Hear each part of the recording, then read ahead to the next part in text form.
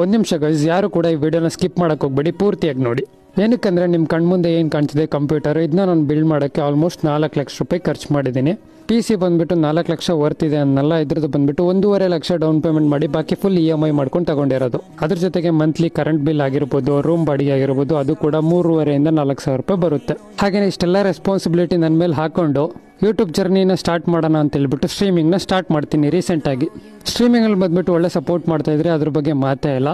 But ನಂಗೆ 2-3 ದಿವಸದಿಂದ streaming ಮಾಡೋಕ್ಕಾಗ್ತಿಲ್ಲ. ಏನಕ್ಕೆ, ಯಾರ ಕಡೆಯಿಂದ ಪ್ರಾಬ್ಲಮ್ ಆಯಿತು ಅಂತ ಹೇಳ್ಬಿಟ್ಟು ಎಕ್ಸ್ಪ್ಲೈನ್ ಮಾಡ್ತೀನಿ, ಕೇಳಿಸ್ಕೊಳ್ಳಿ. ಈ PC ನ ಬಿಲ್ಡ್ ಮಾಡೋವರೆಗೂ ಡೈಲಿ ಇನ್ಸ್ಟಾಗ್ರಾಮಲ್ಲಿ ವ್ಲಾಗ್ಸ್ ಮಾಡ್ಕೊಂಡು ಒಳ್ಳೆ ರೀಚ್ ಇತ್ತು, ಒಳ್ಳೆ ಫಾಲೋವರ್ಸ್ ಬರ್ತಿದ್ರು, ಎಲ್ಲ ಚೆನ್ನಾಗೇ ಇತ್ತು. ಸೊ ಕಂಪ್ಯೂಟರ್ ಎಲ್ಲ ಬಿಲ್ಡ್ ಆದ್ಮೇಲೆ ನಾನೇನು ಮಾಡಿದೆ, ಇನ್ಸ್ಟಾಗ್ರಾಮ್ ಕಡೆ ಜಾಸ್ತಿ ಟೈಮ್ ಕೊಡ್ತಿರಲಿಲ್ಲ. ಟೈಮ್ ಎಲ್ಲ ಬಂದ್ಬಿಟ್ಟು ಯೂಟ್ಯೂಬ್ ಲೈವ್ ಸ್ಟ್ರೀಮಿಂಗ್ ಅಂತ ಹೇಳ್ಬಿಟ್ಟು ಇದ್ರ ಕಡೆನೇ ಕೊಡ್ತಾ ಇದ್ದೆ. ಏನಕ್ಕೋಸ್ಕರ, ಅಮ್ಮಂಗೆ ಮಾತು ಕೊಟ್ಟಿದ್ದೀನಿ, ಅಮ್ಮ 1-2 ವರ್ಷ ನನ್ನ ಫ್ರೀಯಾಗಿ ಬಿಟ್ಬಿಡು, ನಿನ್ನ ಕನಸೆಲ್ಲ ನನಸು ಮಾಡ್ತೀನಿ. ಜೊತೆಗೆ ಇವಾಗ ಏನಮ್ಮ ನಾವು ಬೇರೆಯವ್ರ ಕೈ ಕೆಳಗಡೆ ಕೆಲಸ